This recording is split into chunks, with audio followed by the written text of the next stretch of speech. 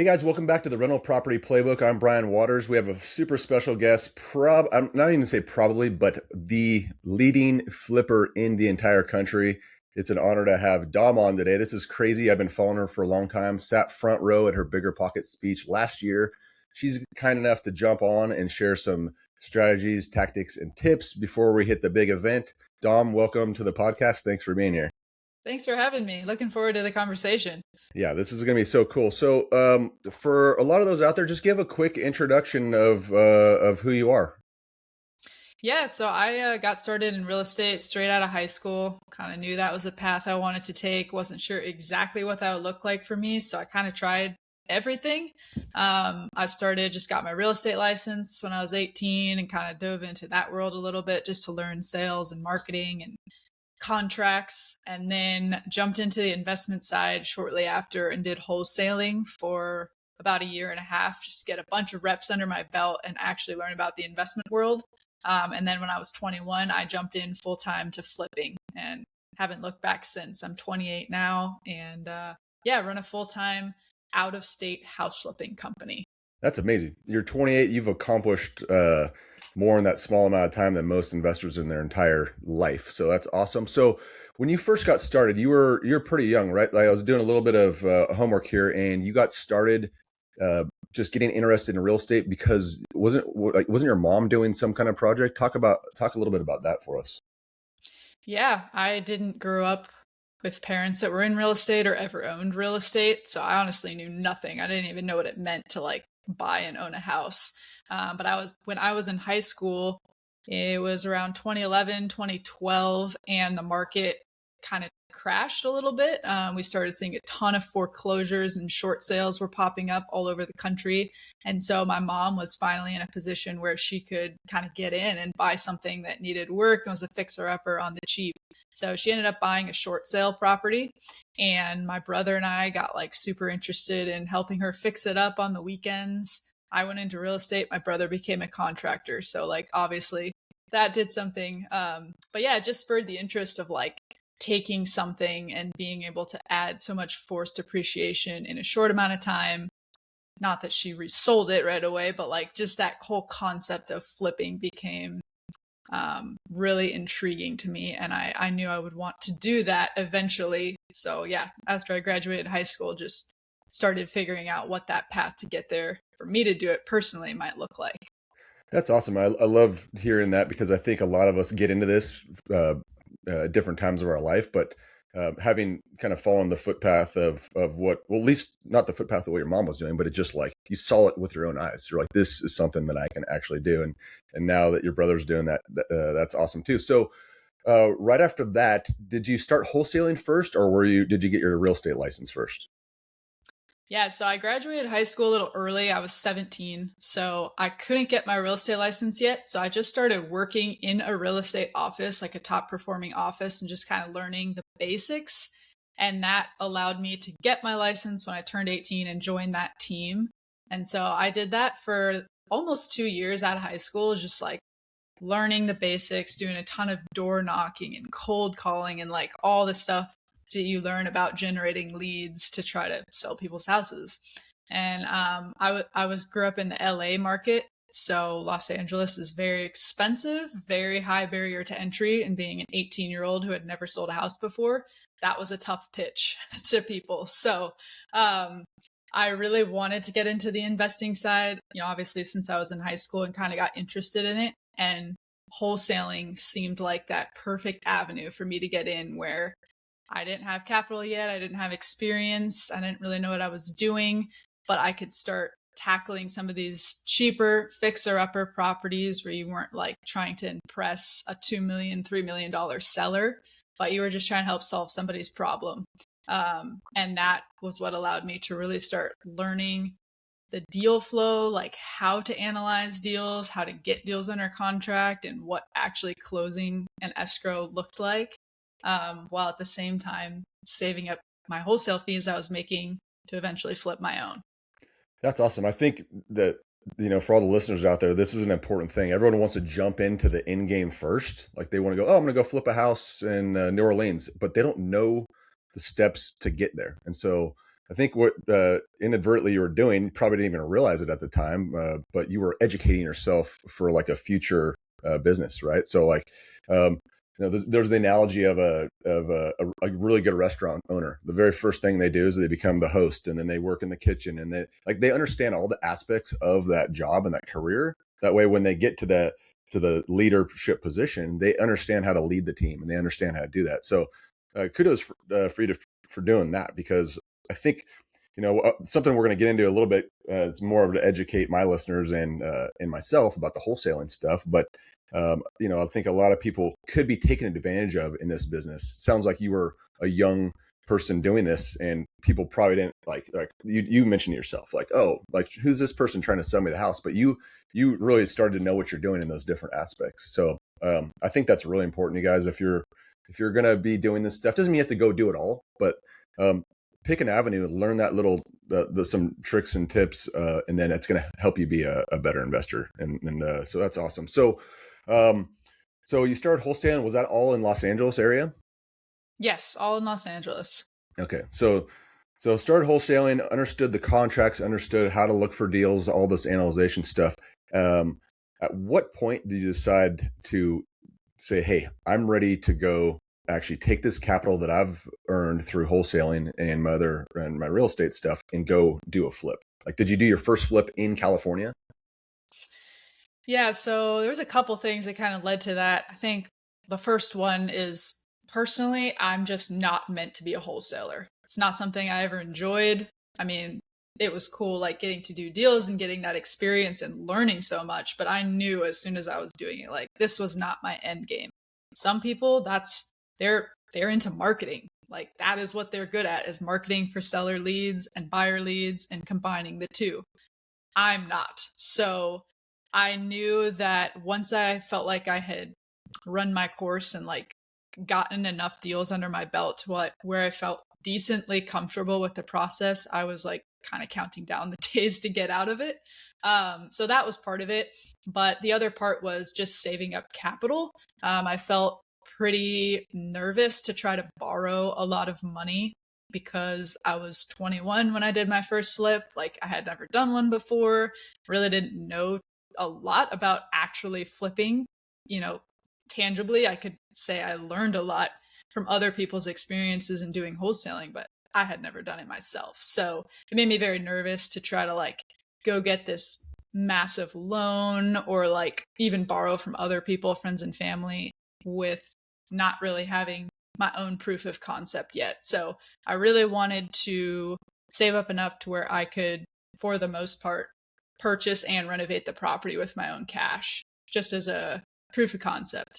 And so that also transitioned into why I looked out of state, because there's no way I could buy a house in Los Angeles area and pay for it myself, renovations and purchase at 21. So that was why I started looking out of state for something a little more affordable. That's awesome. I love that. I think the thing I learned here is, like, you had to kind of go out of state for specific reasons. I love that you learned that. One thing you talked about that in one of your recent podcasts that I really loved was a lot of people are like, what I've noticed in my business is like, I don't want to wholesale either. I'm not a big fan of having to do that.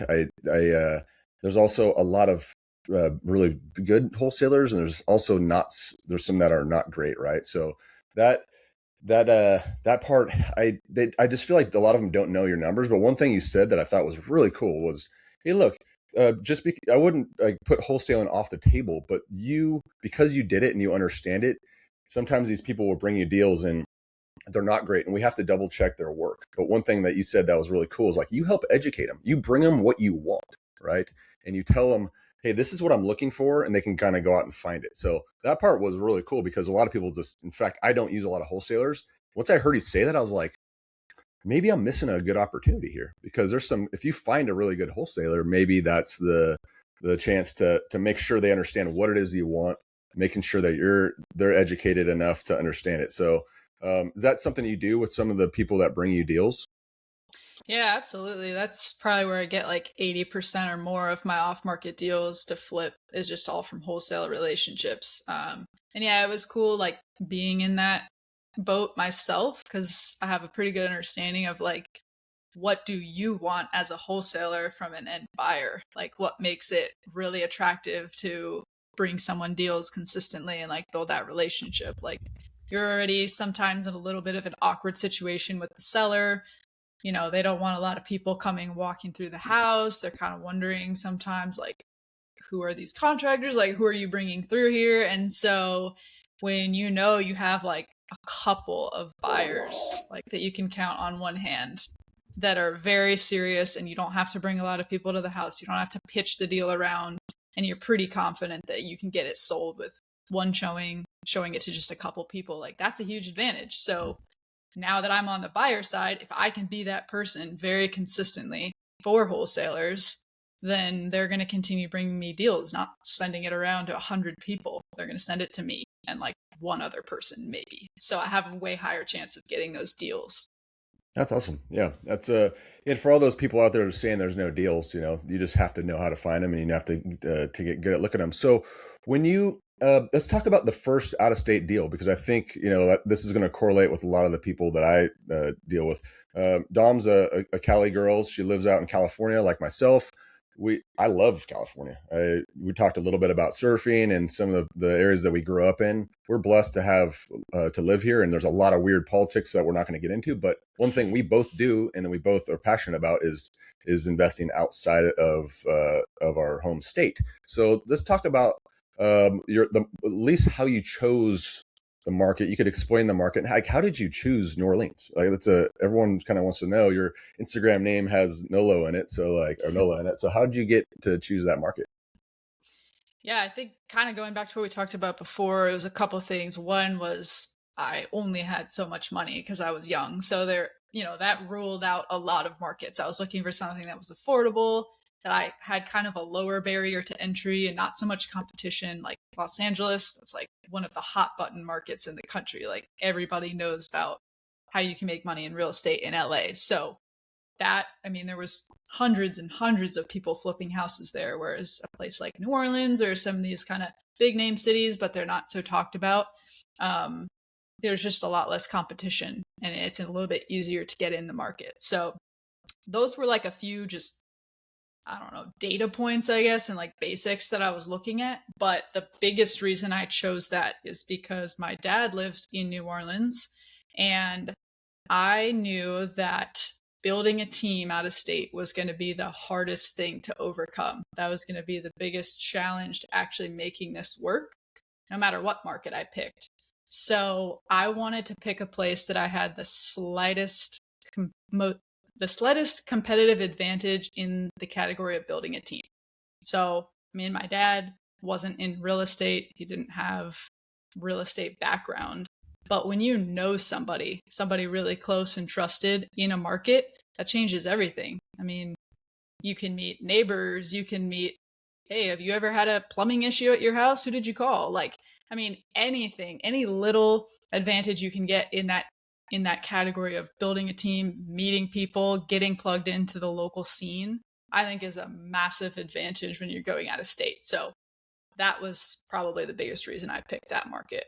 Yeah, I love that. I think this is the most time anyone ever asks a question, they're always like, which market are you in? That's like the biggest question. And honestly, I think people overthink it sometimes. Like, you could almost throw a dart at a map in a sense, but you just have to become the master of it, and you have to have the connection. So I encourage people, and it sounds like you probably would too. If you are familiar with somewhere, maybe somewhere you like to go, somewhere you have relatives. The cool part with Dom is like when she could go visit her dad, like that could become a write off for a trip, right? Or she has someone who she obviously trusts really well to go take a look at it. Or guess what? She could even stay there to visit while you're out there doing it.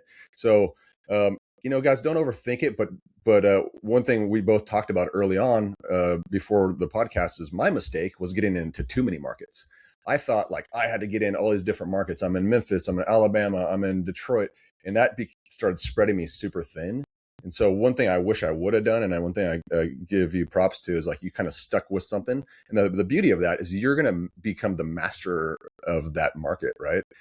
It's a big part of that. The buy box that we all talk about is definitely the market you're in. It doesn't mean you always have to stay in it, but having those boots on the ground, the contractors, the agents, and you're just going to get better and better. And the cool thing is now, I'm sure we're going to get into a little bit about this stuff, but you start like really understanding the market, and you start kind of creating your own comps in a sense, because you're selling stuff, and like that stuff's really important. I bet I could name a street there and you'd probably know it pretty well. It's just like, and you don't even live there. And that's the same with me. You just have to master that area. And so, so as far as building your teams, can you give the listeners some advice? Because that's beyond the market. I think building the teams is what really scares people. Like, name a couple really important team members, and like if there's any tips or tricks on how you found them and how you keep them, that would be pretty cool for us to understand.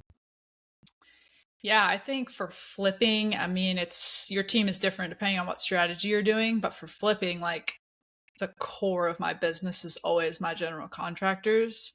Work doesn't happen. I can't go out and make offers and inspect new properties without really trusted, loyal GCs. So that would be probably the core of my team, is we usually have anywhere from like 2 to 3 GCs at a time that are kept like pretty full-time busy managing all of my stuff. And they obviously have multiple crews that work under them that they manage. So that's a big one for me. Is like, I don't try to manage my job sites from out of state. I don't have any idea whether it's today or next week that the plumber or the HVAC guy or the drywall guy is coming on site. Like, I'm not communicating with all of those moving pieces. It's just way too hard to do that from a distance. So one point of contact to me, which is the general contractor, and they're managing the day-to-day operations on site. How I met and found them, honestly, this applies to most people that I've met that have really stuck around. I've met them all through networking. Like, you still have to play such a present role in your market, I think, even if you're out of state. Like, I go to New Orleans every other month. Oh, wow. At the latest. Sometimes I go every month. So I'm there all the time. I host events out there. I host my own networking events. I speak at the local meetups often, or just attend and meet people. Like, I'm very present. I'm always setting up, like, days are stacked with like coffee meetings and dinners with people that I need to catch up with and connect with when I'm in town. That's honestly my main focus, even more than viewing my job sites. Like, they're still running whether I'm there or not. I'm usually not there. If I show up one day, it's cool for my own knowledge, but doesn't really help progress things. What helps progress things is having those in-person relationships with people. So that's what I pour a lot of my time and effort into when I'm there and when I'm not there. Yeah, I think it's an underlooked skill. People, it gives them a lot of anxiety, because I would agree, the biggest team member that you need to find is a contractor. And so when I get asked that question a lot, it's like people have a lot of anxiety about that, because you're going to be sending them money. They're the backbone of everything. Like, if they do a bad job or walk away with your money, you're in trouble. So, I was going to ask you a little bit about how you protect yourself in those senses. Obviously, once you build that trust, but for me, I pay them in phases with contracts. And have I had people walk away on a first phase? Absolutely. Have I had them do a bad job? Yes. It's all part of the business that we're in, but you get better and better. And I personally use like online software that they have to everything is communicated through there, so that way I can have proof that I asked them to do this certain thing. I only pay them once there's like geotagged photos on the other end that are proof of what it is that I'm doing. Is there any other ways you could think of that you protect yourself? Because you're going to be wiring someone maybe 15-20 grand at a time, and that could scare a lot of people off. Yeah, for sure. Pretty similar to you. I mean, definitely setting it up in draws. I didn't used to be as strict about this, but I kind of have learned through mistakes. Like, a lot of my GCs in the beginning would ask me for like large deposits and sums of money up front. And to me now, I'm like, hey, unless you're buying materials, like you're doing a roof and you're paying for everything, and it really is costing you a large sum of money up front that you're going to have to come out of pocket, there's no reason for me to pay you anything up front. Like, yes, a deposit on the materials, but if it's just labor, you're doing flooring and painting and tile and stuff that's at the property and you're just there to do the labor, like, I'll pay you when it's done, And so, yeah, just being careful with when you're making payments and making small draws that are spread out across the project, I think is helpful. But I also have a couple like other people on my team. My teams look different through the years, but I've always had somebody in this kind of project manager position. Very part-time, not super experienced level position, but it's literally so helpful to just have somebody else on the ground that's kind of your eyes when you're not there. It could be anything from like doing material runs to getting keys and setting up lock boxes to like sending me updates and videos and stuff. And I'll usually have whoever's in that position not only send me like updates throughout the project to make sure things are getting done, but also doing kind of a pretty specific quality control check, especially when we're at the very end of the project. I'm not issuing the final payment until my project manager has also walked through the job and like nitpicked every little thing and made sure that it's completely, buttoned up and ready for market. And they're going to go back and fix it if it's not until they get the final payment. So yeah, just having multiple sets of eyes is super helpful. Yeah, I would agree. And technology is our friend nowadays. Like I would imagine 20 years ago, before the the World Wide Web was around, like it would be so hard to do this stuff. But now like things are so interconnected. I mean, we get our contractors to do FaceTime walkthroughs, so like you could virtually be there. I know you talked a lot about this, and I teach this same strategy. But you don't need to rent a car and drive the streets. Like we use Google Maps, and one thing that that you talked about too that I liked was the ability to go back in time on those Google Maps. People don't realize that there's timestamps like throughout time, so you could see how the neighborhood's progressing and see if there's been changes, or it's pretty cool that you could utilize that technology. But for I think it's pretty cool that you actually go out there a lot, because in my portfolio, I've only been to 4 of my properties out of my whole entire portfolio. So I think it's pretty nice that you can go out there. But if you have those trusted people, I think that's a good thing. So as far as like your day to days, like, are you the one saying, hey, this is the exact kind of countertop I want, the same LVP flooring, the same this and that? Obviously, you're going to have a big part of that. Or are you kind of doing cookie cutter, using the same materials in a lot of your things now because you really understand that market? Is that something you're doing? A little mix of both. I would say most of the time, if you like see one of my flipped houses, it's a good chance you probably know it's one of mine, because they do kind of have a similar style and tile patterns and color schemes and stuff like that. But we don't have just like one package that every single house gets. A lot of things, like if I find a flooring that's super good quality and a good price, or a backsplash tile or something like that, a countertop that I really like, I'll just use it over and over again. But we'll switch up, colors for accent walls and tile designs and things like that, so that they do look a little bit different and kind of have their own flair. And then also, just depending on the price point, whether it needs like way higher end finishes or design touches, or it's just like a super basic entry level house. Okay.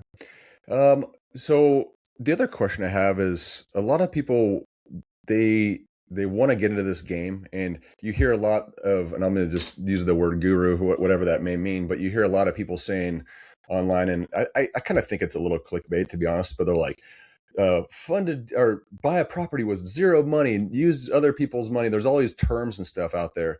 And, the reality of it is you do have to have some money to get started. Dom started doing some wholesaling early on to start getting some capital. I do this with a full-time job as a way to protect myself, and to it's kind of a risk mitigator, really. What do you say to those who say like you can get into this with no money? And on the other half of that question is like, how is it that you're funding these deals? Yeah, I guess my answer would be split, because on one hand, like, I think you're right. You can't get in, or you shouldn't, with absolutely no money to your name. Like, that's very, very risky. There's a very high chance that you're going to either have to spend money on holding costs or overages in your budget, whatever it is along the way. Like you need some sort of money. At the same time, I've noticed the more and more that I scale, the closer I get to that idea of not having money in each deal. Because if you think about it, like if you're doing one deal at a time, yeah, you can probably buy it with your own cash. Like that's decently feasible, especially in an affordable market. But once you do 10 at a time, I mean, just to cover like the holding costs that you're paying on a deal and maybe a little bit of overage that you might spend on a rehab budget that you weren't expecting, like that's maybe $20,000 right there per deal that you need. So that's $200,000 right there, like bare minimum to do 10 deals at a time.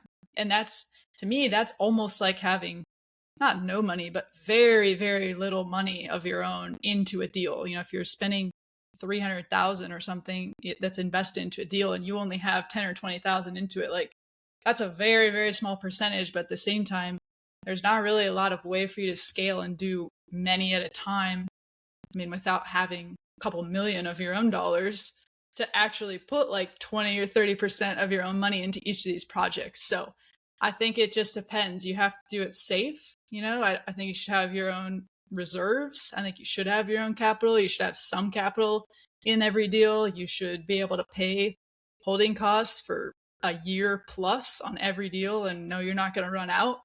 But at the same time, I do think that you kind of do have to take that leap a little bit with hard money or using private money or whatever you decide to do in order to start scaling.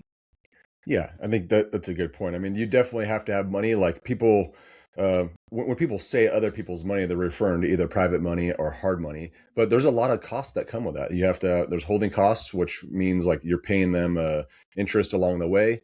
And most importantly, you're, in my opinion, you're one, change order away from having a bad thing.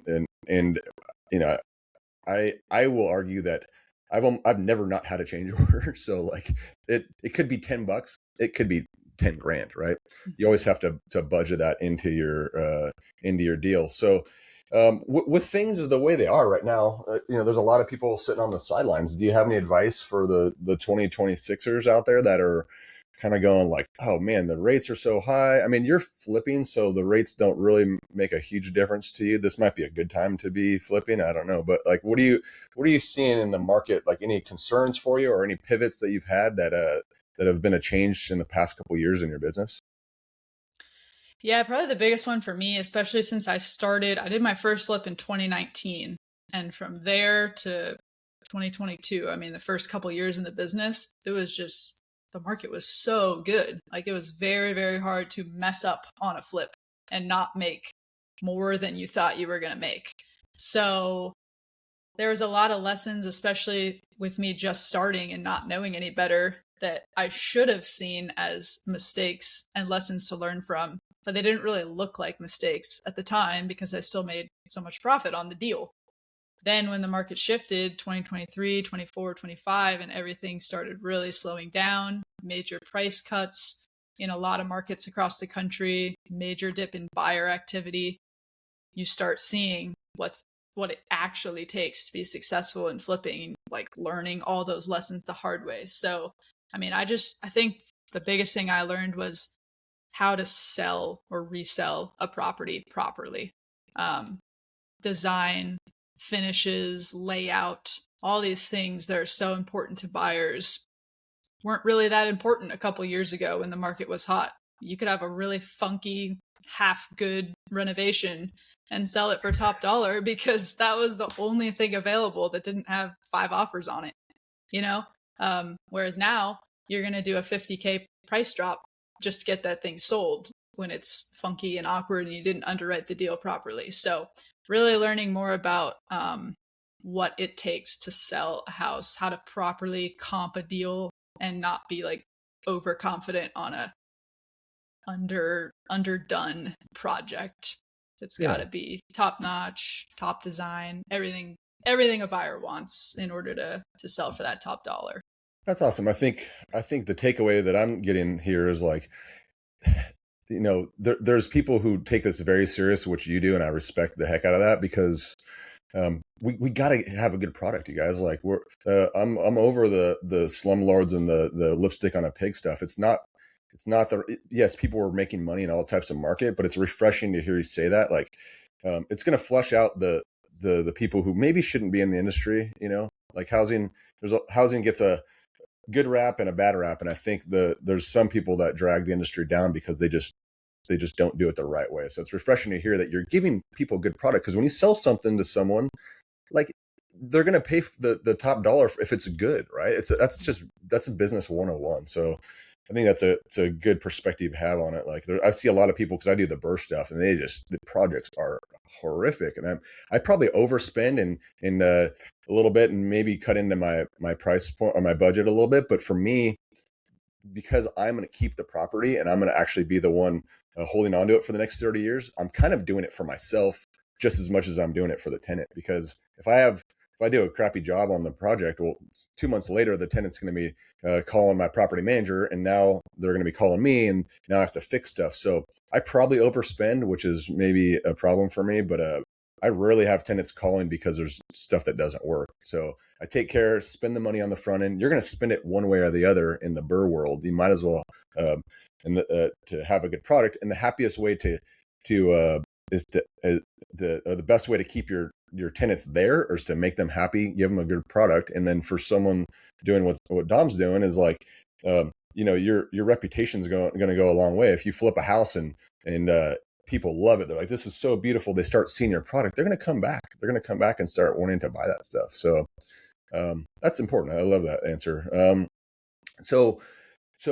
Here's a question for you. You said 11 rentals that you kept, right? Yeah. Was there a reason why you kept those and why you don't keep more? Like, tell me a little bit about that.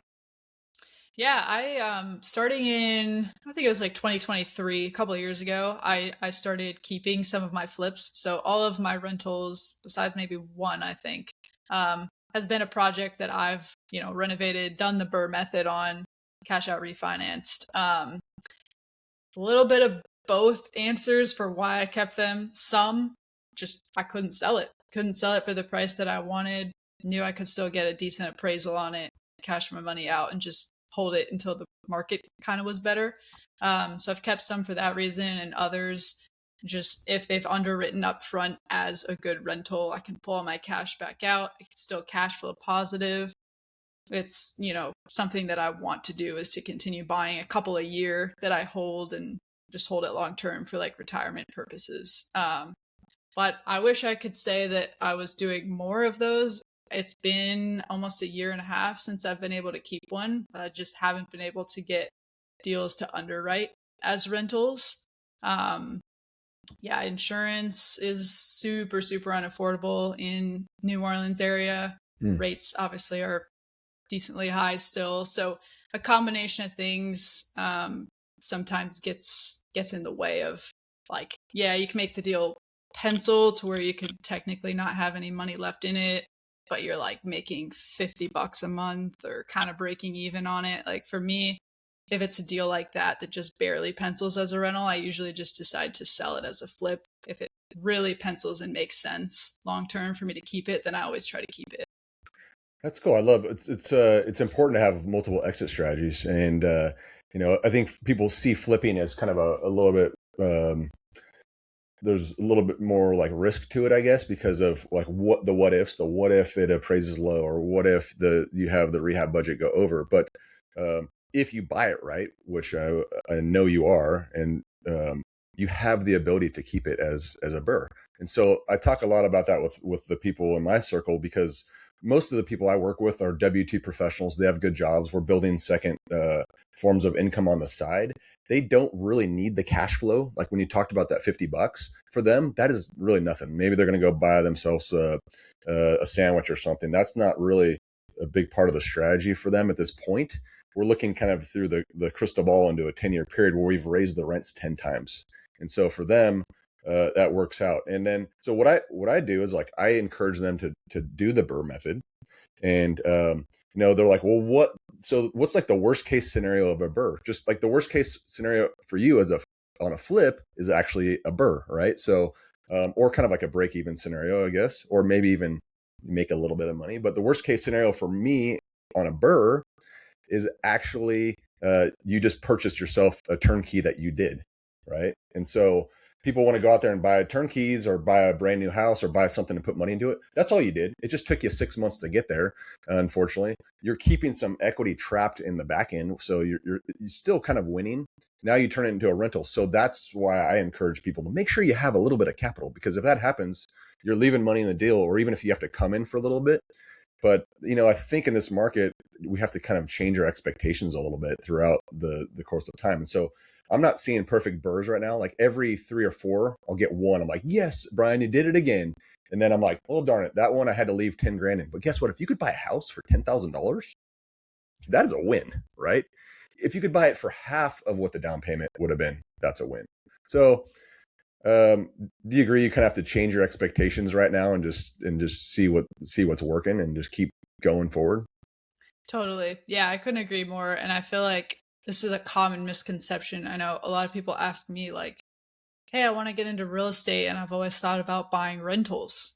And it's like, I can't wait to quit my job and like do this. I'm like, you're going to have to buy so many rentals, like double or triple the amount of rentals you think you need to buy in order to actually quit your job and live off of rentals. Like rentals are not, in my opinion, to live off of really.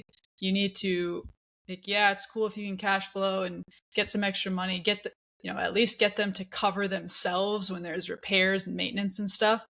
But like the coolest thing about rentals is somebody else is paying that house for you. You put a mortgage on it for 30 years and you're never paying for that house. The tenant is paying you to own that house in 30 years.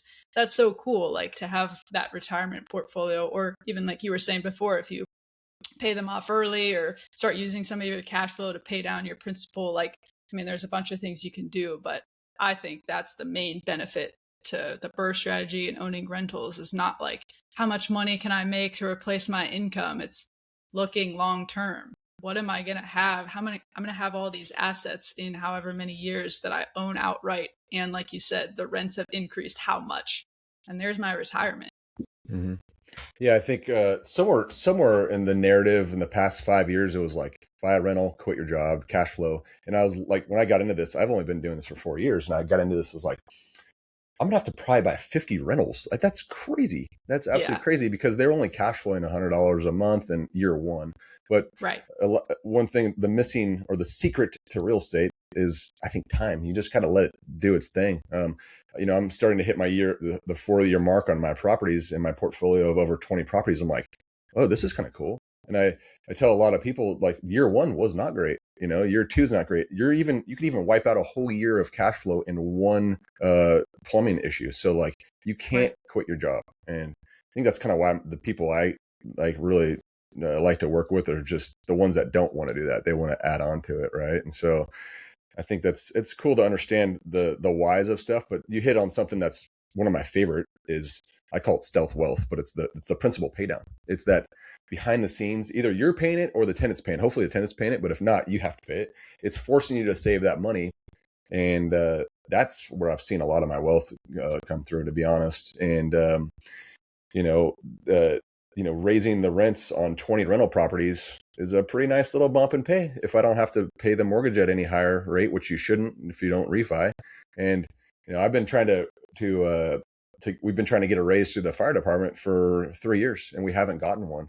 But guess what? I just gave myself one. So that's the beauty of kind of having that control of being the boss. And I don't always raise the rents. I do sometimes if it makes sense, but there's just so many ways that real estate wins, So, yeah, like I've always thought about doing the flipping stuff, but I guess for me, it's like, I even consider some of mine slow flips, if that makes sense, where if I actually need money, like 10 years from now when my boys get to college, like, hey, I've kept this thing for so long, it's gained so much equity, I have so much appreciation equity in it. Now maybe I'll sell it, or maybe I'll refinance it. So it's that time that I think makes sense. So I'm not out of the flipping game yet. I'm just not sure.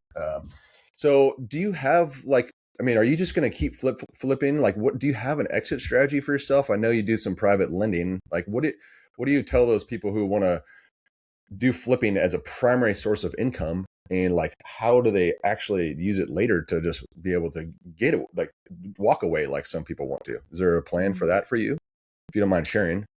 Yeah, it's a good question. I wish I had a really good answer for you, but I feel like every couple years I look back a couple years and I'm like, man, I never would have thought I'm where I am now just a few years ago. And so it's always hard for me to say like, man, in just a couple years I could be doing this or that. Like what I might predict right now might seem actually so small in a couple years. You just never know. But like if I had to say right now, I personally flip houses because I love flipping houses. Like I love the deal finding, the adding value, the renovation, seeing something transform. Like I love that process. I have no desire to like, kind of go on the mindset of like almost like wholesaling. Like, oh, you start wholesaling, you start flipping, but then it's because you're going to buy this commercial building or like move up to some other bigger, better asset class. Like I don't see myself doing that because I just love this asset class. I also see a lot of value in single family homes long term. Like that's why all the rentals I own are single families. I just think the more that big corporations and stuff like buy up single family real estate, like owning them yourself as a personal individual just has a lot of value, especially as like cities get more and more dense and people build a lot of apartment housing and condos and stuff. Like people want to live in homes, single family homes. So I really like that asset class on the rental side as well. Not that I'm against doing multifamily ever or whatnot, but I see myself very much like kind of sticking in this lane and just mastering it better, doing similar or slightly more volume year by year, but ultimately just sticking very much in the lane I'm in and just getting better and more efficient at it every year. I think I love that answer, by the way, because I think there's so many people that I see, and including myself, I've had to pull myself back a few times where that whole shiny object thing, and people are like, oh, I want to do this and this and boutique hotels and all this stuff. And look, I'm not here to say any of that's wrong. I actually think that's all really cool. But those people are now staying in their own lane. And so for me, everyone's like, Brian, it's so boring. You just buy single families. I'm like, guess what? I have a lot to learn still, even though I feel like I'm a pretty seasoned investor. I'm just getting better and better and better. And why change something that's working? That's the thing, is like the second you veer left and all of a sudden I try to buy a mobile home park. And again, there's nothing wrong with that. I have friends that do it. I just don't know anything about it. I probably will screw it up for the first 5 of them. And there goes all the learning curve and the lessons. And it's pulling my attention away from something that I already know how to do really well. And I would agree that single family homes, they're the most purchased, sold, and rented in America. It's the American dream to own that. And so will I dabble in some other stuff? Absolutely. But I think it's important to find your niche, master it, get really good at it, and just get better and better and better. And if it's working, don't change it, you guys. Just stick to doing it. So I think that's a really cool answer. Yeah, I always like to ask like what people's end game is, but the fact that you love it is the most important thing. You have to love if you don't love real estate, don't do it. And I make everyone I talk to, you could tell that we both are very enthusiastic about this, because I don't even know what day it is today. I don't even know the days half the time. I think it's a Wednesday at like 11 o'clock in California, and we're just geeking out on real estate. We love it. We love talking to people about it. That becomes part of your networking skills. You just reach out to random people. Like I ran, Dom and I are going to be giving a speech here we're going to talk about, but we kind of ran across each other on Instagram. I reached out. I'm like, I want to learn from this awesome woman who's crushing it and flipping. And so here we are. So just a couple more questions. Any advice I like to ask this question, but it doesn't even make sense to ask you. It's like, what would you tell your younger self? But you started so young, so it doesn't even make sense. But let's pretend like you hadn't started. Is there anything you wish you had done when you were a little bit younger, or any advice that you'd give someone who's just starting out about about getting into real estate in general, or flipping? Like what are your thoughts? I think kind of like we talked about at the beginning, I think it's really important to get a grasp on multiple aspects of what you want to do or what your end game is. So that was something I feel like I just did by accident. I really didn't plan it out that way to like get my license and learn about that and then like do wholesaling or try to get around construction sites, like all that stuff. I feel like it was just kind of what I felt like I could do at the time. My goal always was to flip and buy houses.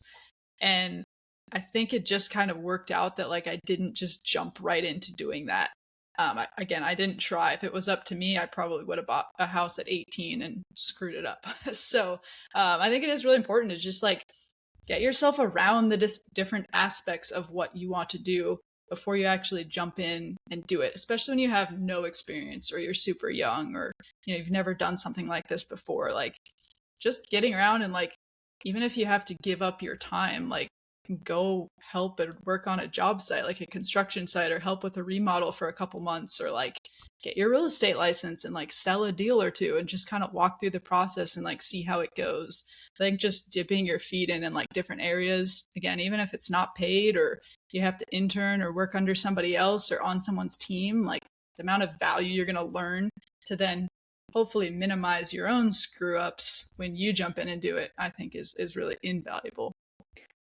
Excellent answer. How important? We're going to talk a little bit for a moment about an opportunity that we both have, and that's the BiggerPockets the family that they've kind of put their arms around both of us to be able to share our experience and our knowledge, and that's still mind-boggling to me. But like, what are your thoughts? Or first off, how did you get into the BiggerPockets world? I know you were on one of their podcasts, but for those listening, just so we might as well throw this out there. Dom is going to be speaking in Orlando at the BiggerPockets. She is one of the leading experts in flipping in the country. So I have the unfortunate time slot that happens to be at the same exact time as her in the next room over. I'll be speaking there on out-of-state rentals as a busy working professional doing the BRRRR stuff. So thanks a lot, Dom, for that. There's not going to be anyone sitting there, but guess what? Maybe there's less pressure because there'll be like a couple people in the room. Actually, more than that, I'm just bummed I get to miss your speech because I saw it last year. So anyway, how did you get in the BiggerPockets world? Like how? Yes, super randomly. I actually just like emailed a couple of people that were in the BiggerPockets podcast, like when Brandon Turner and stuff were on the show.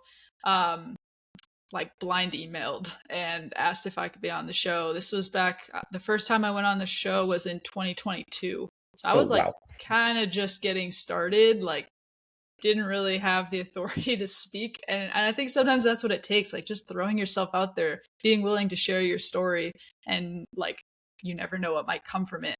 So yeah, super quick, just like they plugged me in with one of the producers and we scheduled an episode, and then went from there, like kind of like my story, I guess, and just I got to do like an episode of the On the Market podcast. I started getting invited. I think this will be the third one that I've spoke at for BPCon, so it started inviting me to speak there. I've done a couple different episodes of the podcast now, and like, yeah, like you said, it's just cool to see like what can happen from just like putting your story out there. Like you literally never know. It might bust and like nothing happens, or you might gain a really cool network of friends and like raise capital from it and all this fine deals and all this cool stuff. So yeah, I think that's awesome. I can't wait to see you in person out there. I'm super excited to be part of the BP family now. And yeah, I think talking about network events, like last year I went to Vegas and had a very similar experience. People were so willing to give you help. Like real estate's this very unique situation where it's so plentiful that you can get on a phone call with someone and hey, here's my contractor, here's my real estate agent. You're going to get in the room with these people. So if you're not networking, you don't have to always fly out to these big events. I highly advise you go to these BiggerPocket events because there are tons of people, even light years ahead of both of us, that are just absolutely crushing it. There's people who are just starting out. So whatever your flavor is, you'll find it there. And I know for a fact, like myself and Dom are more than happy to chat with you. We're approachable people. We're just normal people. Like that's what I found out. I looked up to some of these like rock stars. I was like, I just talked to Henry and James and Dom, and like, whoa, that was like, I was just like talking to a good friend. It was the coolest thing. And people, they're just afraid to put themselves out there. I love that you did that. And that community is lucky to have you, Dom. So like so everyone, if you're interested, get out to BiggerPockets or in Orlando. It's October 2nd through 4th.